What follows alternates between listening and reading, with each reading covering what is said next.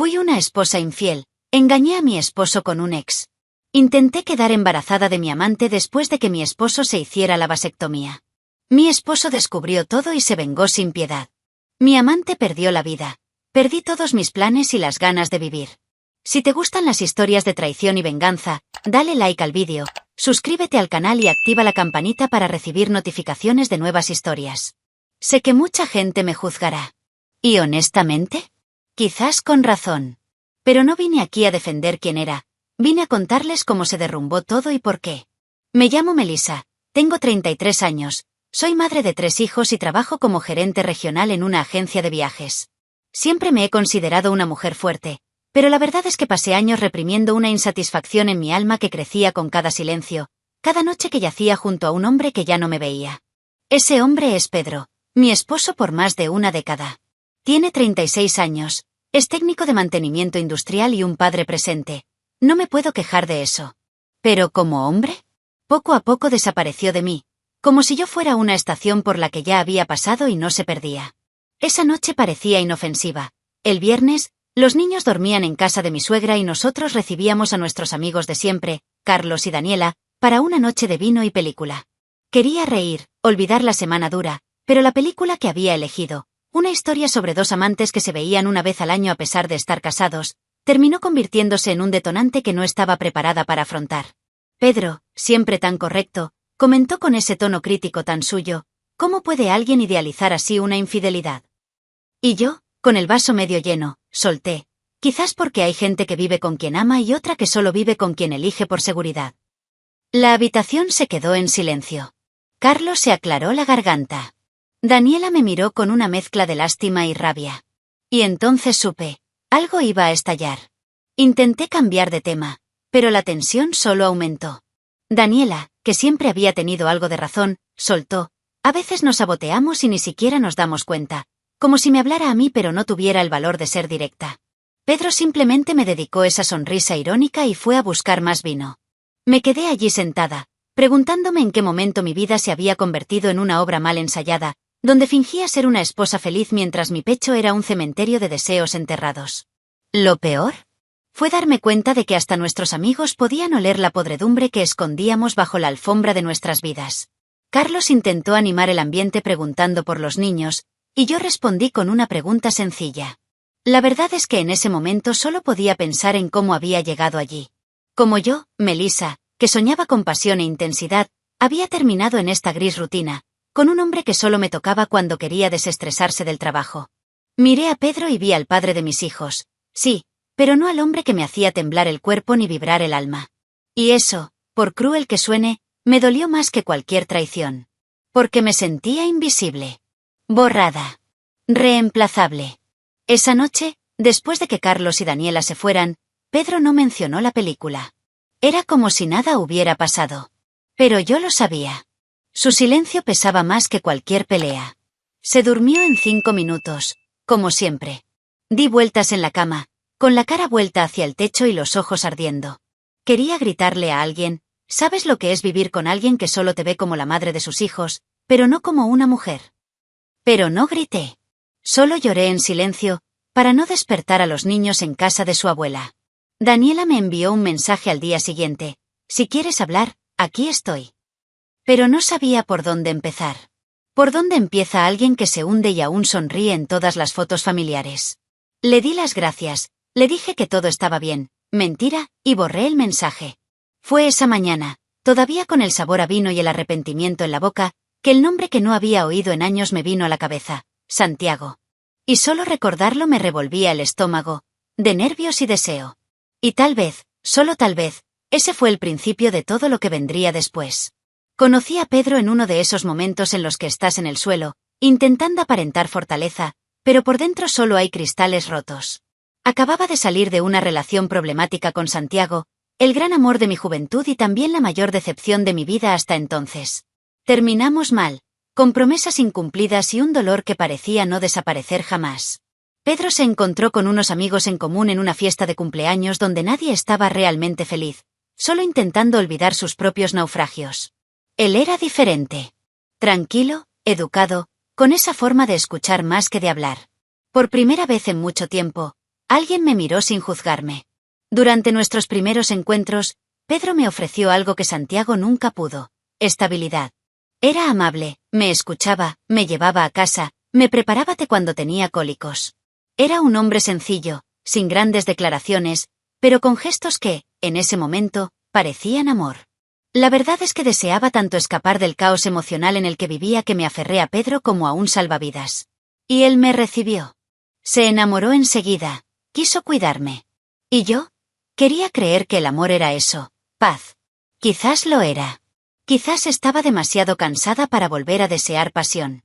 Cuando me enteré de mi embarazo, ya llevábamos juntos unos 6 meses. Fue un shock, claro, pero Pedro reaccionó como el hombre de siempre, serio, comprometido, responsable. Me propuso matrimonio una semana después. Y acepté. Camila nació unos meses después de nuestra pequeña ceremonia civil, y poco después llegaron Ana y Mateo. En pocos años, éramos una familia completa. Teníamos una casa sencilla, un coche y nuestras facturas estaban al día. Él trabajaba duro y yo cuidaba de los niños mientras ascendía en la empresa. Lo teníamos todo. O al menos eso me decía. Con el paso de los años, Pedro se volvió aún más callado. Las conversaciones sobre cualquier cosa que no fueran los niños o las facturas se volvieron escasas. Nuestro sexo se convirtió en una rutina, un día fijo, una posición conocida, sin sorpresas, sin pasión. Era como si se hubiera detenido a tiempo, como si el Pedro que una vez me había cautivado con su calma fuera ahora un fantasma funcional. ¿Y yo? Fingía estar satisfecha. Respondía con un «estoy bien, solo cansada», cuando lo único que quería era gritar que me sentía muerta por dentro. Me preguntaba, en silencio, ¿podría ser esto lo que las mujeres llaman una vida adulta feliz? Empecé a dedicarme más a mi trabajo, a asumir más responsabilidades y a viajar por trabajo. No solo por ambición, sino porque era lo único que me hacía sentir viva. En cada reunión, en cada aeropuerto, en cada hotel, volví a ser la mujer que una vez fui, segura de mí misma, deseada, con un propósito. En casa, solo era la madre de los niños. La esposa que cocina, lava, organiza. Pedro, quien al principio me abrazaba fuerte, ahora apenas me rozaba. Y cuando lo hacía, era rápido, sin sentirlo. Extrañaba que me miraran con deseo, sentirme mujer. Hubo una época en la que incluso intenté reavivar algo entre nosotros. Compré lencería, preparé la cena y mandé a los niños a dormir a casa de sus abuelos. Pedro llegó cansado, dijo que iba a ducharse y luego simplemente se acostó y se durmió. Yo me quedé en la sala, vestida para la guerra y derrotada antes de él. Primer disparo. Y allí, en ese sofá, con las luces apagadas y el ruido del ventilador girando lentamente, comprendí, ya no me veía. Era parte del mobiliario. Una madre eficiente, una esposa práctica. Pero la apasionada, vivaz y deseosa Melissa, eso no había existido en su mente durante mucho tiempo. A partir de ese momento, empecé a hacer lo que siempre juré que nunca haría, recordar a Santiago. No porque quisiera volver, sino porque era imposible no comparar. Aun con todos sus defectos, y había muchos, con Santiago me sentía viva. Cálida. Vista. Deseada. Y lo peor, estos recuerdos empezaban a aflorar cada vez que Pedro me daba la espalda en la cama o respondía con un sí automático a cualquier intento de conversación. La sensación de estar emocionalmente viuda, viviendo en un duelo silencioso por un matrimonio vivo, empezó a asfixiarme. Y fue entonces cuando una notificación lo cambió todo. El mensaje apareció una tarde normal, mientras esperaba un vuelo en Monterrey. Mi teléfono vibró y, al mirarlo, casi se me cae al suelo. Hola, Melissa. Supe que ibas a venir esta semana. Tenemos una reunión en el mismo evento. Espero que estés bien. Santiago. Mi corazón latía con fuerza como si volviera a tener 17 años. No había visto ni hablado con Santiago en casi 10 años, desde que se fue a vivir lejos de mí y de las promesas que dejó en el aire. No respondí de inmediato. Simplemente leí y releí el mensaje como quien sostiene una cerilla encendida sobre un tanque de gasolina. Cuando por fin nos conocimos, fue como si el tiempo se hubiera burlado de nosotros. Él era diferente. Claro. Más maduro, con la barba afeitada y esa misma sonrisa cínica que me hacía reír y odiar a la vez. El encuentro pasó volando. Cada mirada que intercambiábamos era un golpe en el pecho. Al final del día, nos sentamos en el bar de un hotel. Pareces cansada, me dijo, mirándome a los ojos. Y me derrumbé. Hablé de mi rutina, de Pedro, de mi vida aburrida. Él escuchó. No me interrumpió. No me juzgó. Simplemente, escuchó. Algo que ya ni siquiera mi marido hacía. Fue en ese primer viaje que todo empezó de nuevo. Las caricias, los susurros en el pasillo, los besos a escondidas en el ascensor. Regresé a casa con un torbellino en mi interior. Mirar a Pedro a los ojos era casi insoportable. Pero él no notaba nada. Permanecía ajeno, sumido en su rutina laboral, viendo partidos de fútbol por televisión y echando una siesta en el sofá. ¿Y yo? Vivía una doble vida. De día, era una madre y esposa ejemplar. Durante los viajes, era amante, cómplice y, quizás, de nuevo, mujer. Santiago y yo nos mantuvimos en contacto constante. Intercambiábamos mensajes a diario. Conexiones nocturnas. Planes que sabíamos que nunca se concretarían, pero que aún así nos llenaban de alegría. La relación duró años. Sí, años. Con el tiempo, él empezó a hablar de acercarse, de dejarlo todo atrás. Y yo fingía pensarlo, aunque sabía que nunca tendría el valor de romper de verdad con Pedro. No por amor, sino por miedo a perder el respeto de mis hijos. Mi estabilidad. La imagen de mujer decente que todos tenían de mí. Pero tampoco podía romper con Santiago. En cada evento, en cada viaje, ahí estábamos. Escondiéndonos en habitaciones de hotel como dos adolescentes tontas, creyendo que no habría consecuencias. Justificaba mis escapadas con excusas baratas. Necesito respirar. Estoy harta de la rutina. Yo también merezco ser feliz. Cada vez que decía eso, me lo creía por unos minutos. Me convencía de que solo buscaba lo que a Pedro ya no le importaba darme. Pero por mucho que intentara escapar de la culpa, siempre me encontraba después. Aún así, seguí adelante. Porque en el fondo, ya no me sentía culpable. Sentía una necesidad. Santiago era mi escape, mi adicción, mi secreto sucio que me mantenía funcionando en casa. Si Pedro hubiera sabido escucharme, quizá todo habría sido diferente. Pero ni siquiera se dio cuenta cuando volví con un perfume diferente o con ligeros moretones en el cuello. Le dije que era por el cinturón de seguridad. Simplemente respondió, «Ten cuidado en la carretera». Y pensé, ¿se daría cuenta si desaparecía? Y fue esta pregunta, silenciosa y asfixiante, la que me llevó a dar el siguiente paso. Un paso que ya no podía ocultar. Siempre pensé que era cuidadosa. Y lo fui, durante mucho tiempo. Pero toda adicción tiene un precio, y en mi caso, fue mi propia distracción. En mi último viaje, dejé una caja de pastillas anticonceptivas en el cajón de mi mesita de noche.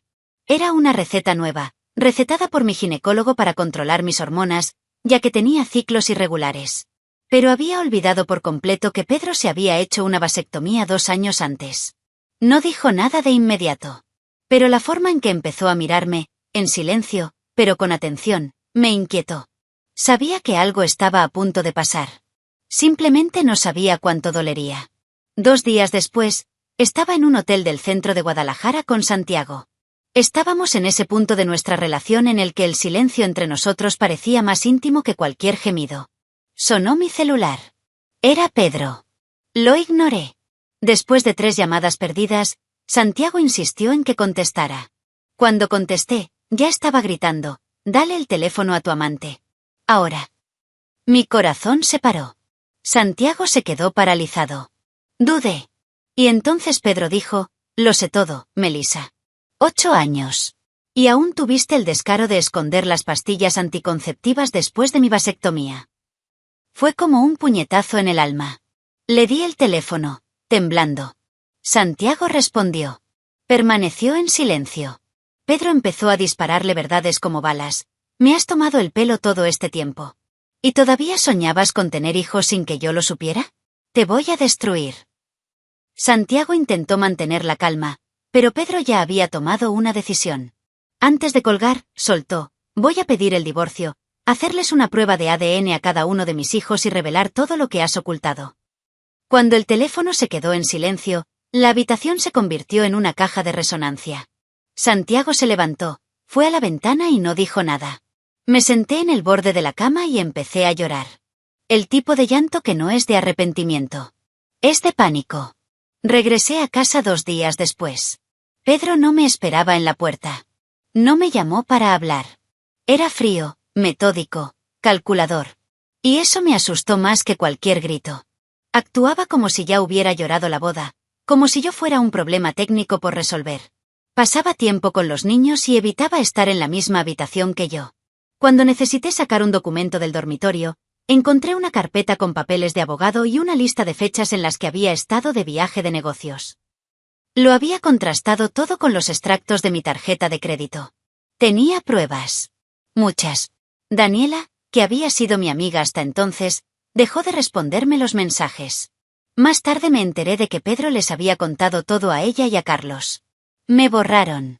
Quedé excluida de un ciclo que había construido durante más de una década. En el trabajo, empecé a notar susurros. La gente me miraba como si supiera.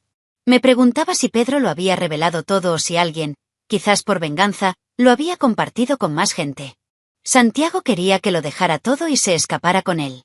Empezaremos de cero en otra ciudad. Nadie tiene por qué enterarse. Pero la verdad, sabía que estaba completamente sola. Completamente sola. Y así empezó mi caída oficial. No fue con una pelea. No fue con gritos. Fue con un hombre que ya no me miraba a los ojos. Un silencio frío, calculador y meticuloso. Sabía que no. Había vuelta atrás. Había traicionado a Pedro. Pero más que eso, había traicionado quien decía ser. Porque una cosa es engañarse a uno mismo. Otra es arrastrar a tus hijos, a tu marido, a tus amigos e incluso a tu propia imagen pública a un pozo sin fondo. Y en el fondo, lo que más me dolió fue darme cuenta de que, aún así, una parte de mí seguía sin querer soltar a Santiago. Nos despertamos temprano esa mañana. Estábamos en San Luis Potosí, alojados en un pequeño hotel reservado para una conferencia de turismo. Santiago insistió en desayunar fuera. Dijo que necesitaba sentir el mundo real después de tanta tensión. Acepté, intentando alejar lo que sabíamos que nos esperaba en casa. Nos subimos al coche de alquiler y condujimos por la avenida principal. Hablamos de posibilidades, de qué hacer ahora que todo había explotado. Entonces, de repente, apareció un coche negro en el retrovisor, yendo demasiado rápido. Recuerdo el chirrido de las llantas, a Santiago gritando agárrense, y luego, solo vidrio, hierro, humo. El impacto nos arrojó contra un muro de contención. Perdí el conocimiento por unos segundos, y al abrir los ojos, vi el rostro de Santiago, inmóvil. Tenía los ojos entrecerrados, la frente sangrando, la mano aún en el volante. Mi cuerpo estaba sujeto por el cinturón de seguridad, me palpitaba el hombro, pero nada más grave. Los paramédicos llegaron rápidamente. Me sacaron por la ventana. Grité que necesitaba ayuda, pero la expresión en el rostro de uno de los paramédicos me silenció. Ya estaba muerto. Santiago murió allí mismo, a mi lado. Sin una despedida. Sin posibilidad de escape. Y yo quedé viva. Dolorosamente viva. En el hospital, me llevaron de urgencia. Tenía una leve fractura en el hombro, moretones y dolor en el pecho, tanto físico como emocional. Pero lo más difícil llegó al día siguiente. Pedro no apareció. Ni un mensaje. Ni una llamada. Lo que sí apareció fue un funcionario del juzgado, entregándome los papeles del divorcio y una solicitud formal de custodia exclusiva de nuestros 3 hijos. Lo consiguió todo en menos de 24 horas. No sé cómo, pero ya tenía un abogado, un informe psicológico adjunto e incluso declaraciones de nuestros amigos. Carlos escribió que Pedro era el único punto de estabilidad para los niños. Daniela dijo que Melissa ya no era confiable. Fue como morir a cámara lenta. Días después, el escándalo creció. Un periodista de la capital publicó una nota sutil pero directa, insinuando que el accidente pudo haber sido provocado. Nadie comentó abiertamente, pero me enteré por terceros. El auto que nos chocó había sido alquilado por un conductor que desapareció después del accidente. Y este mismo conductor supuestamente estaba vinculado a un guardaespaldas de confianza de la senadora Isabela, esposa de Santiago. La historia era sucia y corrupta, y nadie quería tocarla. La policía archivó el caso como accidente por imprudencia de un tercero. ¿Pero Pedro? Él guardó una copia del informe original. Me enteré por Daniela. Me envió una captura de pantalla con la frase, lo tiene todo. A medida que me recuperaba, el mundo a mi alrededor se reconfiguraba. Peter se convirtió en un héroe. El padre traicionado que protegía a sus hijos, que actuaba con dignidad. Y yo me convertí en la persona a la que todos aman apedrear, la mujer que destruyó su propia casa por una antigua lujuria. Mis padres cortaron el contacto. Mis compañeros de trabajo me rechazaron sin decirme por qué. Mi jefe me sugirió que me tomara una excedencia. Y aunque sobreviví, me sentía muerta en todos los aspectos de mi vida. La única persona que aún me hablaba era una prima lejana. E incluso ella me miraba con lástima. Intenté escribirle a Pedro. Le pedí hablar. Me respondió con un mensaje seco: todo contacto debe hacerse a través de un abogado. Ni siquiera su voz me quedó. Y yo, sola en un apartamento alquilado de 50 metros cuadrados, revivía el momento del impacto cada día. No el del coche. El de ver mi vida desmoronarse, centímetro a centímetro, por las decisiones que insistí en no calificar de errores. Pero lo que aún no sabía, es que la caída no había terminado. Fue Daniela quien me lo dijo primero. Me envió un breve mensaje de audio, casi con remordimiento en la voz: Pedro está saliendo con Clara. ¿La recuerdas? Su ex del instituto. Al principio, no entendí el impacto. ¿Clara? ¿La madre soltera que se había mudado al barrio hacía unos años? ¿La que Pedro siempre decía que era buena persona, pero cada uno siguió su camino? Así es. No solo se habían reencontrado, sino que salían a menudo. Y, según Carlos, ella y Pedro parecían adolescentes. Riéndose en el coche, con las manos en las caderas en el supermercado, con los ojos brillantes al hablar el uno del otro. El tipo de chispa que Pedro nunca volvió a tener conmigo. Clara era madre de una niña de 8 años llamada Valentina. Nunca tuve nada en contra de ella, pero su nombre ahora me dolía como una espina clavada. Pronto, Valentina empezó a aparecer en fotos con mis hijos. En fiestas, en paseos por el parque, en redes sociales que Pedro nunca había usado, pero que ahora actualizaba con frecuencia. Y lo más cruel, Camila, Ana y Mateo la llamaban tía Clara, y después, mamá Clara. La primera vez que lo escuché, casi vomité. Me dolió como si me hubieran arrancado algo. Y quizá así fue. Mientras Pedro reconstruía su vida familiar con Clara, a mí me apartaban de cualquier narrativa que me incluyera. Mis hijos parecían cada vez más distantes. Llamaban por obligación, hablaban solo unos segundos. En la primera visita oficial supervisada, Ana me abrazó como si abrazara a una maestra, cortés, pero sin conexión. Y Mateo, el más pequeño, me miró como si no entendiera quién era. Me preguntó por Pedro, por Valentina. Camila fue la única que se quedó un rato más en mi regazo, pero incluso ella se sentía como un muro invisible entre nosotros.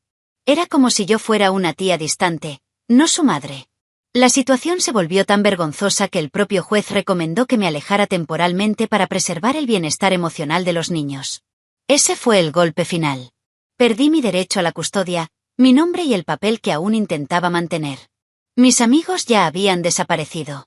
Mi familia fingió que estaba en un retiro espiritual. Y el mundo que conocía me había escupido con asco. Las fotos en redes sociales eran una tortura silenciosa. Pedro, Clara y los niños felices, caminando, sonriendo. La nueva familia perfecta. ¿Y yo? Yo era el boceto garabateado que fue borrado sin contemplaciones.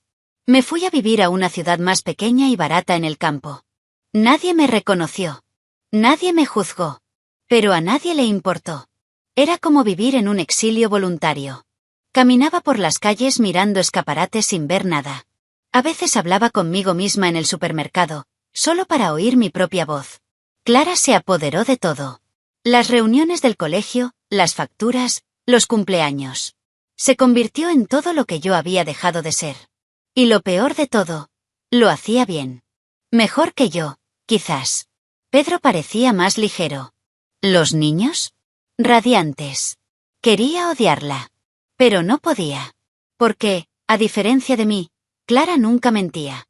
Simplemente apareció en el momento justo y llenó el espacio que yo había destruido con mis propias manos. Aún así, en silencio, aún tenía esperanza. Una ilusión tonta de que un día Pedro me llamaría. Que los niños me dirían que me extrañaban.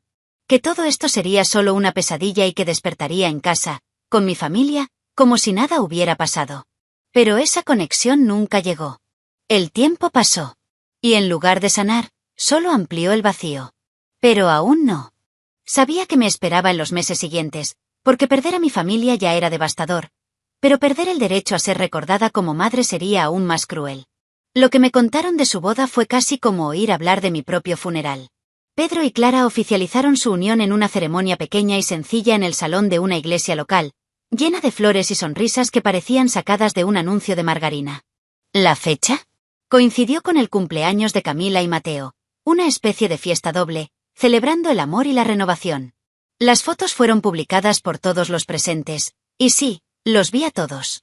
Mis hijos, bien vestidos, sonrientes, abrazando a Clara como si siempre hubiera sido su madre. Lloré sola, con un pastel caducado y un refresco barato en la mesa de la cocina. Nadie me llamó ese día. Pedro vendió la casa donde vivíamos. La que ayudé a construir con todo lujo de detalles. Donde cada azulejo tenía una historia, cada mueble tenía mi firma. La vendió, compró otra con Clara y usaron parte del dinero que recibieron del seguro de vida de Santiago para renovarlo todo. Sí, incluso eso se convirtió en una herramienta para su reconstrucción. Los niños tuvieron nuevas habitaciones, nuevos juguetes, una nueva escuela. Pedro transfirió $200,000 en pesos mexicanos a un fondo para cada niño. Dijo que era lo mínimo que podía hacer por ellos. Por supuesto. Todo era perfecto. Todo era muy justo. Todo era como si yo nunca hubiera existido. Valentina se convirtió oficialmente en hermana. Camila la llamaba hermanita en redes sociales. Ana dijo que ya somos 4. ¿Mateo? Dijo que tenía 2 madres, pero una vivía lejos porque estaba demasiado triste. ¿Y yo?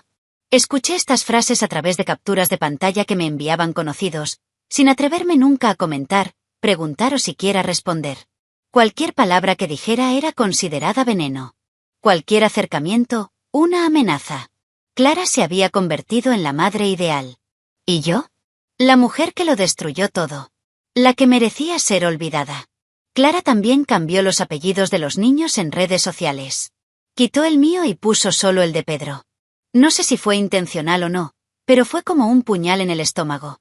Solo podía mirar las fotos a escondidas, guardar algunas en el móvil como si fuera una delincuente recopilando pruebas de mi propia derrota. Cuando intenté llamar a Camila el día de su cumpleaños, saltó el buzón de voz. Le envié un mensaje. Nunca contestó. Ni siquiera un gracias. El silencio se volvió la norma. Ausencia, rutina. Maternidad, un título que ahora solo ostentaba en los documentos. Las pocas personas que aún hablaban conmigo, 2 compañeros de mi antigua empresa y un primo, dijeron que lo mejor era seguir adelante. Empezar de cero, dijeron. ¿Pero cómo se empieza de cero cuando se han perdido todos los cimientos? ¿Cuando has vivido con 3 niños en el regazo durante años y ahora ni siquiera sabes qué almorzaron? Me matriculé en un curso de español para extranjeros, qué ironía. Probé terapia gratuita del ayuntamiento, me rechazaron para un trabajo de telemarketing porque mi estado emocional parecía inestable. Y lo era. Y lo sigue siendo. Por mucho que lo intente, no me reconozco. Y aun con todo esto, una parte de mí aún quería saber si Pedro era realmente feliz o si todo era solo una actuación bien montada. Porque si era tan feliz, ¿por qué aún conservaba el sobre con el ADN de Santiago? ¿Por qué no había roto aún el informe del accidente? ¿Por qué seguía guardando silencio absoluto sobre mí, en lugar de enterrarme de una vez por todas? Tal vez, solo tal vez, aún quería saberlo con certeza. Y eso fue lo que me preparó para lo que vendría después, la última chispa de duda. Pedro hizo lo que prometió en aquel entonces. Recogió muestras de ADN de sus 3 hijos. Pagó a escondidas y todo lo hizo en negro. Recibí la noticia de la forma más cruel posible, en un mensaje de mi primo, que seguía hablándome. Se enteró. Solo Camila es su hija. Me quedé paralizada. Así de simple. Me quedé mirando la pared durante minutos, esperando que alguien me despertara de aquella pesadilla. Pedro descubrió algo de lo que ni siquiera estaba segura. Ana y Mateo eran de Santiago. Lo negué incluso a mí misma. Pero en el fondo, lo sabía. Y ahora él también lo sabía. Todo, desnudo, escrito en un papel que decía: engañaste, mentiste y hasta regalaste hijos que no eran suyos. Lo que Pedro hizo después destruyó por completo cualquier parte de mí que aún respiraba. No solo mantuvo a los niños bajo su cuidado, sino que los registró oficialmente como suyos, a pesar del resultado. El juez lo aceptó, alegando un sólido vínculo emocional. Pero Pedro cambió algo crucial. Eliminó mi nombre de los certificados escolares de Ana y Mateo. En su seguro médico, ahora figuraban solo como hijos suyos y de Clara. Ya no eran míos. Legal, técnica y emocionalmente. Como si simplemente los hubiera parido para que alguien más los cuidara. Y sí, eso era exactamente lo que quería que el mundo viera. Intenté contactarlo. Le envié una carta. Le pedí perdón. Le supliqué. No hubo respuesta. Su abogado regresó con un mensaje. El señor Pedro desea mantener una distancia total y permanente. Cualquier intento de contactarlo se considerará acoso. Acoso. Esa palabra resonó en mi cabeza como un martillazo. Yo, la mujer que una vez durmió a su lado, que le dio el biberón a las 3 de la mañana, era ahora una intrusa. Una amenaza. Una sombra que ya no debería existir. Una criminal emocional que había destruido tanto que ya no merecía el derecho a amar en silencio. Clara publicó una foto el Día de las Madres. Sus 4 hijos, incluida Valentina, sonreían a su alrededor. Camila sostenía un cartel que decía la mejor mamá del mundo. Ana y Mateo llevaban camisetas iguales que decían hijos de la supermamá. Y Peter, al fondo, sostenía la cámara. Vi esa imagen como un puñetazo con guantes de hierro. Y ahí mismo, en ese momento, me di cuenta. El Pedro que yo conocía ya no existía. Murió el día que escuchó mi confesión por teléfono del hotel. Y el hombre que emergió de allí tenía una misión: borrarme de la historia por completo. Hoy vivo en un lugar que nadie conoce. Ya no tengo su apellido. Ya no tengo hijos, ni casa, ni carrera, ni amigos. Solo llevo una cicatriz invisible que me quema cada vez que escucho el nombre de alguien a quien amo. Santiago murió. Pedro renació, sin mí. ¿Y yo? Soy la sombra de la mujer que eligió la salida fácil. La adrenalina, el deseo, el secreto. Lo cambié todo por momentos en habitaciones de hotel y susurros prohibidos. No solo perdí a mi familia. Perdí el derecho a ser recordada como madre. Y no hay peor castigo que ese. Y al final, puedo decir con dolor, pero también con lucidez, no sabía que traicionar a alguien significaba traicionarse a uno mismo. Cada mentira que dije cavó el hoyo en el que vivo hoy. No sé si alguna vez saldré de él. Pero sé que merecía caer. La única pregunta que no me deja en paz es: ¿Pedro fue demasiado lejos? ¿O fui yo quien cavó hasta el final? Deja tu opinión en los comentarios, dale me gusta al vídeo y suscríbete al canal para recibir notificaciones de nuevos vídeos. Además, ayúdanos a llegar a más personas y a formar una comunidad. Aprovecha y mira una de las historias que aparecen a continuación sobre nuevos informes de traición y venganzas. Hasta la próxima historia.